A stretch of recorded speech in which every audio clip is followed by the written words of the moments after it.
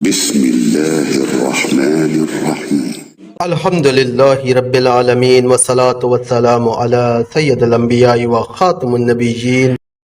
السلام علیکم، میں ہوں نوید احمد اور آپ دیکھ رہے ہیں میرے یوٹیوب چینل قرآن حدیث اردو۔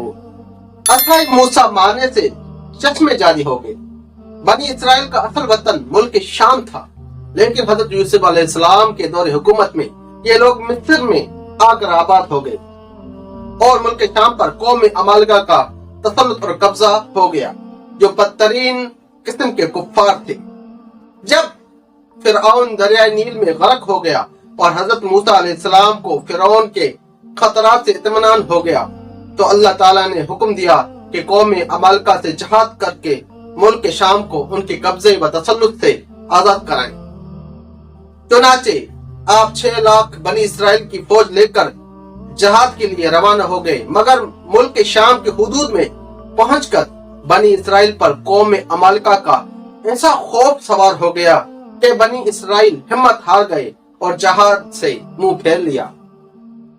اس نافرمانی پر اللہ تعالیٰ نے بنی اسرائیل کو یہ سزا دی کہ یہ لوگ 40 برس تک میدان دیا میں بھٹکتے رہے اور گھومتے پھرے اور اس میدان سے باہر نہ نکل سکے۔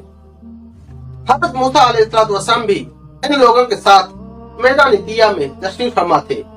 جب بنی اسرائیل اس بے آب و گیا میدان میں بھوک و پیاس کی شدت سے بے قرار ہو گئے، تو اللہ تعالیٰ نے حضرت موسیٰ علیہ السلام کی دعا سے ان لوگوں کے کھانے کے لیے من و سلوہ آسمان سے اتارا۔ من شہد کی طرح ایک قسم کا حلوہ تھا اور سلوہ بھنی ہوئی بٹیریں تھی۔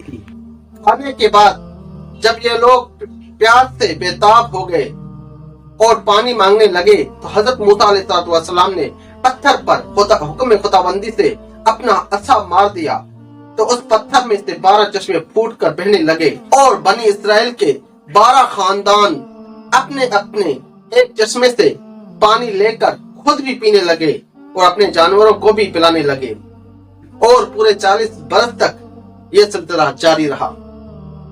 حضرت موسیٰ علیہ السلام کا معجزہ تھا جو عصا اور پتھر کے ذریعے ظہور میں آیا۔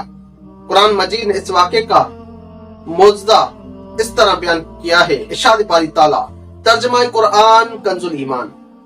اور جب موسیٰ نے اپنی قوم کے لیے پانی مانگا تو ہم نے فرمایا اس پتھر پر اپنا عصا مار دو، فوراً اس میں سے 12 چشمے بہہ نکلے۔ ہر گروہ نے اپنا گھاٹ پہچان لیا۔ اللہم صلی علی سیدنا و مولانا محمد وعلی آلہ وبارک وسلم۔ صلی اللہ علی محمد